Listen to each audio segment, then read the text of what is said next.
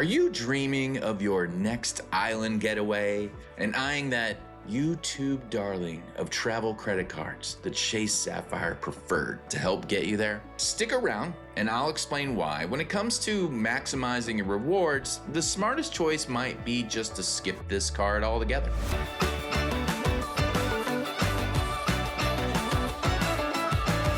All right, here's what we're gonna cover. We're gonna go over the card details first.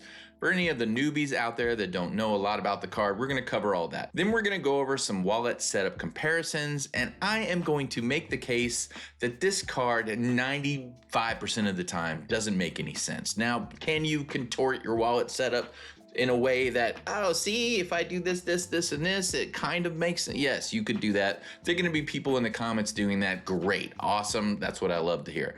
But I think 90% of the time, it just doesn't make any sense. I'm gonna make the case as to why. So let's get started. This is the card we're reviewing, the Chase Sapphire Preferred.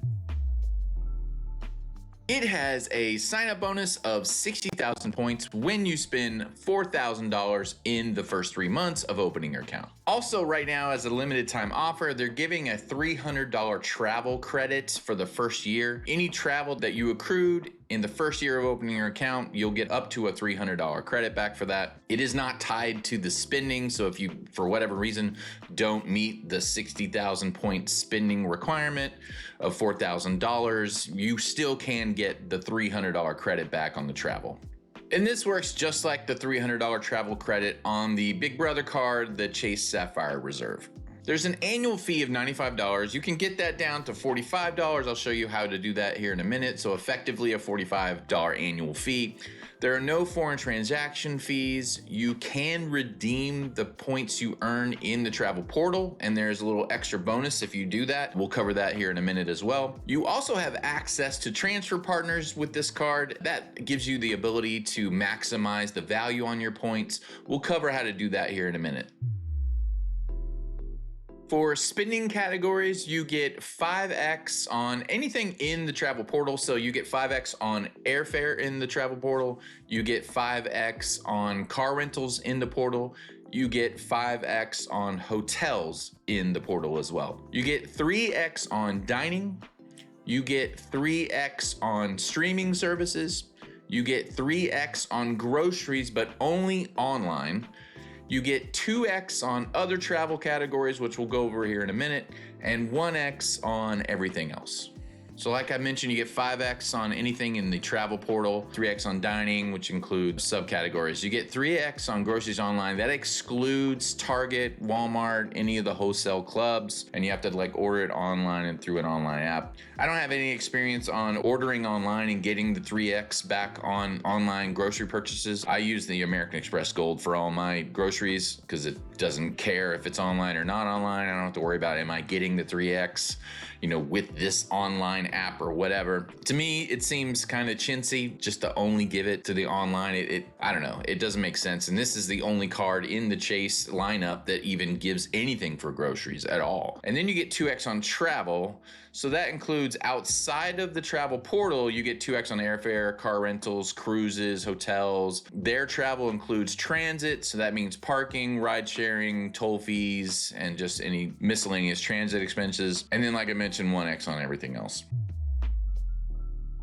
For the standard benefits, you get primary auto rental collision damage waiver. This is awesome. So this is the thing where you're renting a car and they ask you if you want to either use their insurance or you'll have to use your own insurance. You don't have to have either of those. If you use the Sapphire Preferred to rent the car, then you don't need to have any extra coverage at all. The card will cover you. Then we have a $50 annual Chase travel hotel credit. This is on top of the bonus, the $300 travel credit bonus that they're offering in a limited time right now. This is annually every year, not just the first year. So it's $50 on any hotel that you book through the Chase travel portal. That's what effectively gets your $95 annual fee down to $45. And then this is relatively new as well. So they have this DoorDash Dash Pass subscription, which they've had as long as I can remember. And it ended this year, but they extended it. And when they extended it, I believe they added this, or at least I wasn't aware of of it before they extended it. They added the Max streaming subscription for free. Now that's $100 value. So you're getting the Dash Pass, which is a $96 a year value, plus you're getting $100 value from Max. Now this is the Max with ads, but you can always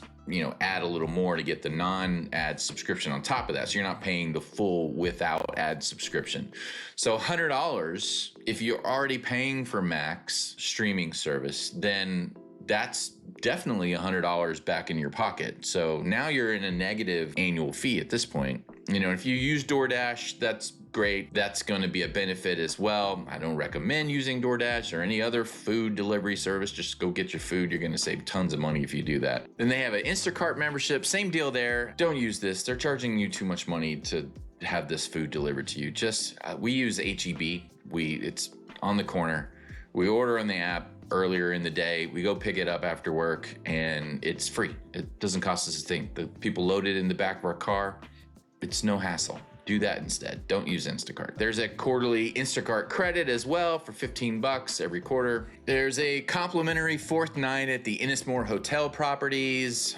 If that works out for you, then that's great. Now, one of the biggest perks of this car is the additional value with the ultimate reward points when redeeming in their travel portal. You get 25% more on your points when redeeming in the travel portal, which effectively comes out to be 1.25x on all the points you use in the travel portal. So we have a way of showing that value on the website, so you don't have to do all the math. So that way, when you're comparing to other point systems, you can see apples to apples. How you do that is you'll come over here to the My Profile section, click on Travel Portal Redemptions. When you come back to the page and scroll up to the points, you'll see that turned on. So you've got 1.25x when redeeming in the portal, and then it effectively makes your 5x 6.25x, or your all other 1x is 1.25x. For dining, instead of 3x, it's 3.75x, because you're definitely going to get that much value out of those points when you redeem those points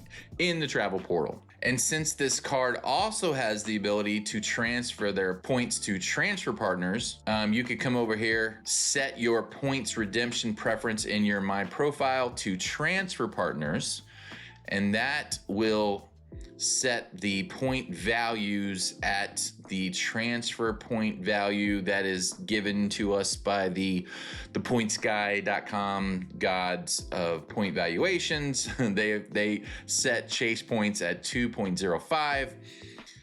So we modify these points to show the value of the points, so that when you're comparing apples to apples across other systems and their values, that you can see the earning potential of those points and the value you get from those points.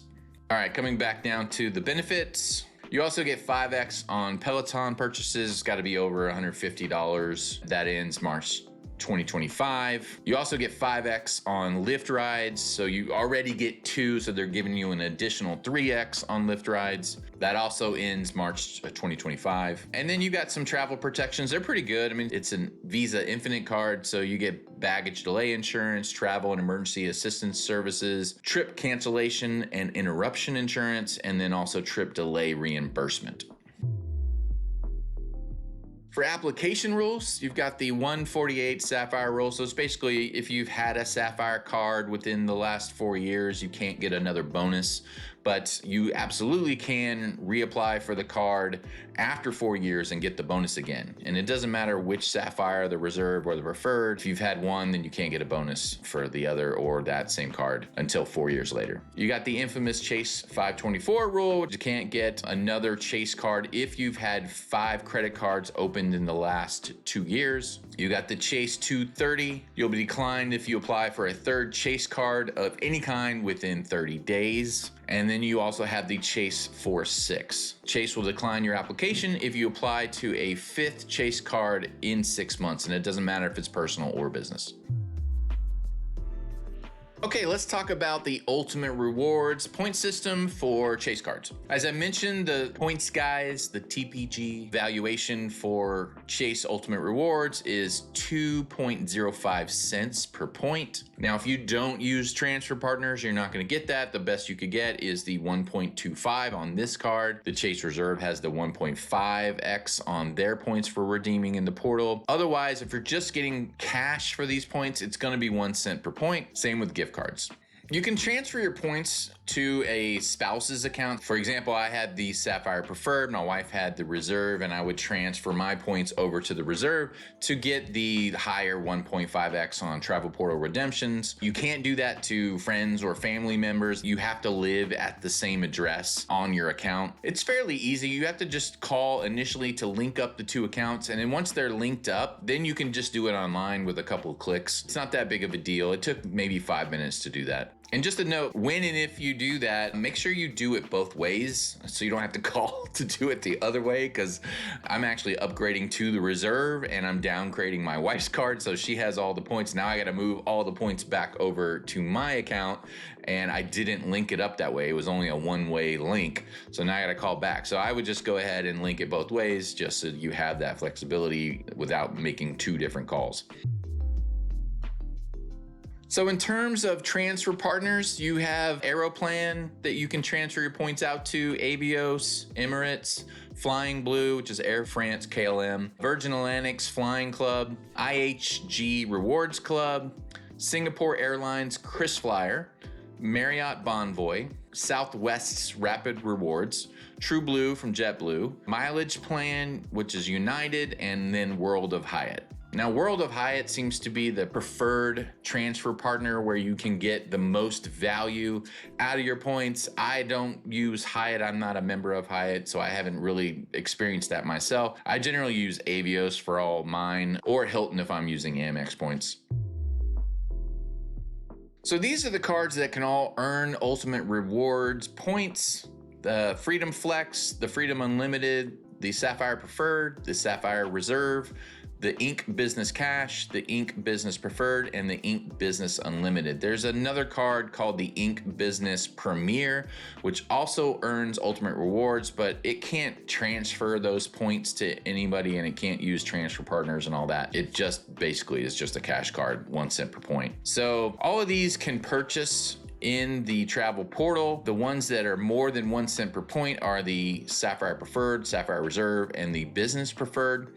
The rest of these cards can transfer, like move their points over into these cards' accounts if you have those cards also, and then you take those points and use those to either redeem in the portal for more, because this is 1.25, 1.5, and 1.25 on your redemption in the travel portal. But you can also use either of these three cards to use for transfer partners. So if the points are in one of those three cards, you can transfer to the transfer partners to get more value. That's where you're getting that 2.05 cents on the value of your points when transferring to transfer partners. If you don't have one of these three cards, then you can just use your points in the travel portal or cash it out for a statement credit or a gift card or something.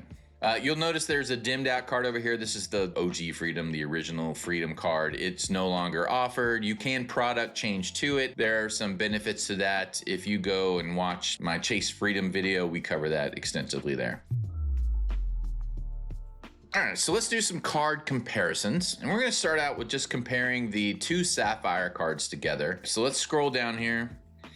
And they're both 60,000 point sign-up bonus. This one does have a limited time offer, which offers the $300 travel credit, which this card already has every year. So it evens it up a little bit there, but it is a limited time offer. The big difference is the annual fee. You've got $95 on the preferred side and $550, which, wow, right, on the reserve side. But you know, you have the ability to get that down. Plus it has what I think is a bigger earning potential, which we'll cover here in a minute. Let me turn off the equalizer because there's no reason to do apples to apples because they are in the same point system. So, you know, airfare, you're earning more outside of the portal. You're earning more with the reserve. Inside of the portal, they're the same. You know, the all other, the catch-all category is just 1x. You're not getting any benefit there either way. So car rentals, again, outside of the portal, anything outside of the portal, travel, you're gonna get 3x on the reserve side and only 2x on the preferred side. So a little more earning potential on the reserve side. And then inside the portal for car rentals and hotels, you're getting 10x instead of 5x. So that could make a huge difference. Then you've got dining is the same, so any of that stuff. You do get this grocery online category for the preferred that none of the other Chase cards have. I would imagine that most of you guys have a grocery card, and it's probably in the goldish tinted color. If we're being honest, I mean, it is the most popular card on the website. When I look at the stats, that virtually everybody has the gold, Amex Gold. So, but if you are using this as your dedicated grocery card and you're only doing groceries online, good on you, I guess. But to me, it seems like a trap. I don't know. Hotels in the portal, we're only getting 5x on the preferred side, whereas you're getting 10x on the reserve side. Same with Lyft. Lyft has that special going on to where you're getting 10x on the reserve until March 31st, 2025, and you get 5x on the preferred side. Otherwise, it would just be 3x versus 2x, or Uber, you're gonna get 3x versus 2x, and then after that special is over, then Lyft would also be 3x versus 2x. Now, you do get streaming services 3x, where you only get 1x on the reserve side. But like I said, all the travel and transit stuff are trickled down from the reserve 3x versus 2x. So the preferred doesn't get the TSA pre-check global entry Nexus fee credit for $100 every 4 years like the reserve does. They both have the primary auto CDW coverage. Then you get the $300 annual credit here. You've got that with the current limited time offer, but you do get a $50 credit for hotels in the travel portal over here. You get DoorDash, Instacart stuff. You get that here. You also get the, a luxury hotel resort credit if you can manage to squeeze that out. You get that 4th night on the Ennismore hotels over here on the preferred side. Over here, you're getting, car rental privilege status, Avis, Hertz, National, even Audi, you get a status bump on those. However, additional cards on the preferred side, completely free, whereas you have to pay $75 per additional card on the reserve side. So that's a little bit of a knock on the reserve. The big thing, I think, is that you don't get any lounge access with the preferred, whereas you get tons of lounge access with the Sapphire reserve. So you get the Sapphire lounges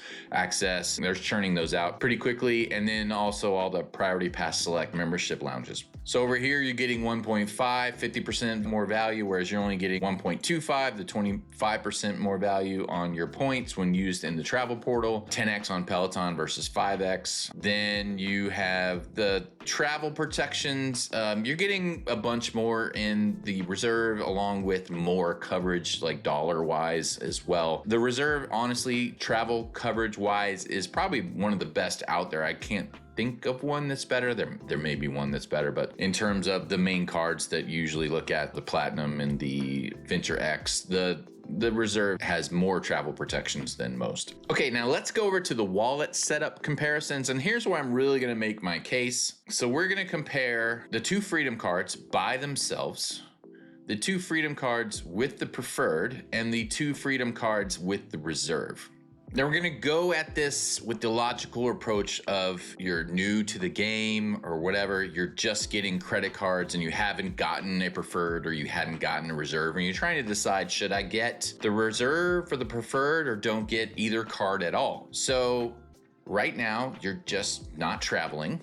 You haven't gotten to that point yet, right? You have the Flex, you've got the Unlimited, and you're like, oh, okay, I wanna finish out my trifecta and get the preferred, because it's only got a $95 annual fee, dip my toe into the Sapphire waters without having to go for that $550 annual fee of the reserve, which seems crazy, right? So here we are.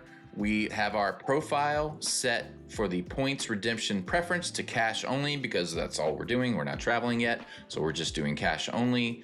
And if we're getting a card and we're not traveling yet, and we scroll down to the calculations for year 1, now everyone knows year 1, when you get bonuses, that's going to skew the calculations.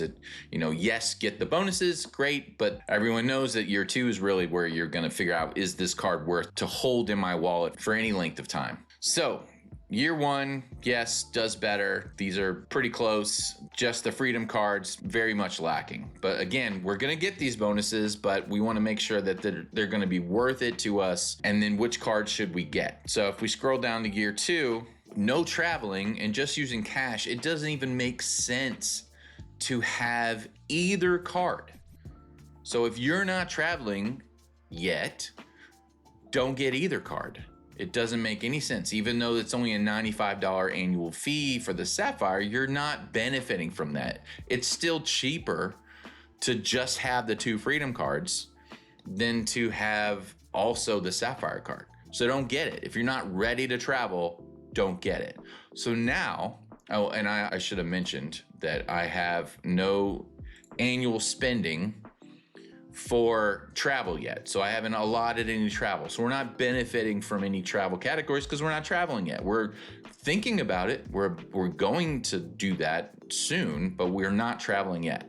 So it's not beneficial to get the preferred card or the reserve card if you're not traveling yet and you don't have plans to travel yet that year. Now, if we are going to travel, and let's say we're just going to fly down, do a cruise from a location, stay a couple days before and after, do the cruise. We're going to do some excursions, a real fun trip, but we're just doing one trip. Nothing super crazy. We're not going to China or whatever. We're just having a nice, maybe a Caribbean cruise, flying in Miami, staying in Miami for a couple days before and after. So we'll just do that cruise. We're not get crazy on the cruise price. We're going to do some excursions, like I said. So we're going to have some money for that. We're going to need car rental for when we're driving around. And then some airfare to and from. So nothing crazy, but also not like skimping on this vacation. So we're gonna update that. So now that's gonna be added. We're also gonna change our profile to, let's just start with portal redemptions for this and then come back to the wallet setups. And now when we scroll down to the calculations, again, the first year is going to be skewed because of the bonuses, but obviously now we're doing much better on the reserve even for that first year. And then if we scroll down to year two, so just that one vacation, I mean, granted, it's not a drive down to the coast and stay in a hotel and drive back vacation. I mean, if we're going to vacation, we're going to vacation. So it's a decent vacation, but it is just one vacation that year. It's not like we're taking 3 vacations and that's why the reserve is doing better. We took one vacation. It was a nice vacation, and the reserve is still doing better than the preferred. So this is my point right here, is if you're going to be doing any vacationing at all, why have the preferred? Why not just get the reserve? Because you're going to make that up, the $550, with one vacation. If you're not going to vacation, then don't have the preferred either. It doesn't make any sense. You're doing just as good with the 2 Freedom cards by themselves. So this is what I can't understand about the preferred. It doesn't make sense to have it. You pretty much have to only be doing like maybe a drive down and stay at a hotel and drive back kind of vacation once, maybe twice a year for it to make sense. And I'm not even sure that, well, let's try it. Let's see if that makes sense. Let's come back over to the annual spending and let's get rid of airfare, get rid of car rentals, get rid of cruises, and just have a hotel stay. I mean, still, you're gonna stay at a hotel. That's only 3 days. So you're gonna stay at a hotel for a week. So that's $3,000.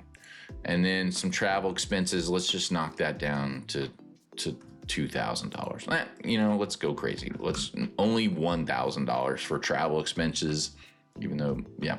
Anyway, so there you go. A tiny little vacation, drive down to the coast, stay for the week, drive back. And that's your only vacation for a year. Maybe that'll come out with the preferred in the lead. No. It didn't even, what is the preferred doing? It's not doing anything. This is why I don't understand the preferred. It doesn't make sense. The reserve beats it anytime you're using it for travel. And if you're not traveling, why have it? just have the 2 Freedom cards. And I know what you're thinking. You're like, Rich, you're only using the portal redemptions and the Sapphire gets 1.25 and the Reserve gets 1.5. That's not fair because I use them for transfer partners and it's the same for the Preferred and the Reserve when transferring your points to transfer partners. Okay, well, let's look at that. So we'll come over here, switch it from portal redemptions to transfer partners, come back, scroll down to the calculations, and look, still better. Still better. Year 2, still better. Now you're like, well, it's not that much better. It's only $100 on this one tiny vacation that we booked. Yeah, but think about all of the things you get with the Reserve. It's doing better on earning. You're gonna be net value more with the Reserve. And then you get lounge access on top of that. And then you get all of those extra travel protections, especially when you're going overseas. You want those travel protections. You're getting all the travel protections, you're getting lounge access, you're getting all of the extra perks that the Reserve gets, and you're still making more money than the Preferred. So again, what's the point of this card? I don't think it makes any sense. Maybe I'm missing something. I gotta be missing something, right? If you think I'm missing a huge reason why this Sapphire Preferred makes any sense, put it in the comments below. Educate me, please, because I don't get it. Regardless, please like and subscribe to the channel. Don't forget to sign up on the website. It's completely free. You can do the little log in as Google, log in as Twitter. One click and you're in. You don't have to worry about putting in username, password, and getting the email and all that stuff. Just click on one of those buttons and you're in. And thank you for watching. Thank you for letting me rant about this because I don't get it. But hopefully you enjoyed the video and we'll see you next time.